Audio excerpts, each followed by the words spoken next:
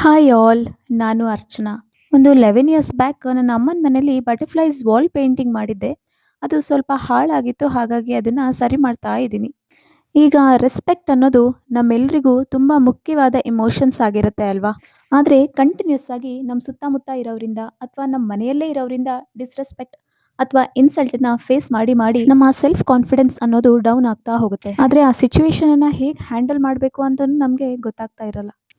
ಈಗ ಬುದ್ಧಿವಂತಿಕೆ ಎಲ್ಲಿರುತ್ತೆ ಅಂತ ಅಂದ್ರೆ, ಈ ಒಂದು ಎದುರುಗಡೆ ಇರೋ ವ್ಯಕ್ತಿ ನಮ್ಮನ್ನ ಇನ್ಸಲ್ಟ್ ಮಾಡ್ತಾ ಇದ್ರೂನು ನಾವು ಸೈಲೆಂಟ್ ಆಗಿ, ಕಾಮ್ ಆಗಿ ಇರೋದ್ರಲ್ಲಿರುತ್ತೆ. ಎದುರುಗಡೆ ನಮ್ಮನ್ನ ಡಿಸ್‌ರೆಸ್ಪೆಕ್ಟ್ ಮಾಡ್ತಾ ಇರೋ ವ್ಯಕ್ತಿ ಅಫ್‌ಕೋರ್ಸ್ ಅವರು ಇನ್ಸೆಕ್ಯೂರ್ ಆಗಿರ್ತಾರೆ. ಆ ವ್ಯಕ್ತಿ ಒಂದು ರಿವಾರ್ಡ್‌ಗೋಸ್ಕರ ಅಥವಾ ಗಿಫ್ಟಿಗೋಸ್ಕರ ವೆಯ್ಟ್ ಮಾಡ್ತಾ ಇರ್ತಾರೆ. ಈಗ ಮನೆಯಲ್ಲಿ ಸಾಕಿರೋ ಪೆಟ್ ಬಿಸ್ಕೆಟ್‌ಗೋಸ್ಕರ ವೆಯ್ಟ್ ಮಾಡ್ತಾ ಇರೋ ಹಾಗೆ, ನಮ್ಮನ್ನ ಇನ್ಸಲ್ಟ್ ಮಾಡೋ ವ್ಯಕ್ತಿ ನಮ್ಮ ರಿಯಾಕ್ಷನ್ಸ್‌ಗೋಸ್ಕರ ಕಾಯ್ತಾ ಇರ್ತಾರೆ.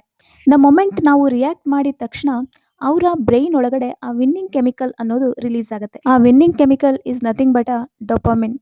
ಡೊಪಾಮಿನ್ ರಾಂಗ್ ವೇಯಲ್ಲಿ ರಿಲೀಸ್ ಆದಾಗ ಅವರು ಅದಕ್ಕೆ ಅಡಿಕ್ಟ್ ಆಗೋಗ್ಬಿಡ್ತಾರೆ. ಇಂಥ ವ್ಯಕ್ತಿಗಳ ಜೊತೆ ನಾವು ಕಾಮ್ ಆಗಿ ಏನು ರಿಯಾಕ್ಷನ್ಸ್ ಕೊಡದೆ ಆರಾಮಾಗಿ ಇರೋದನ್ನ ಕಲೀಲೇಬೇಕು. ಇಲ್ಲ ಅಂದ್ರೆ ಅವ್ರಿಗೆ ನಾವು ರಿವಾರ್ಡ್ ಕೊಟ್ಟು ನಮ್ಮ ನೆಮ್ಮದಿನ ಕಳ್ಕೊಬೇಕಾಗತ್ತೆ ಅಷ್ಟೇ.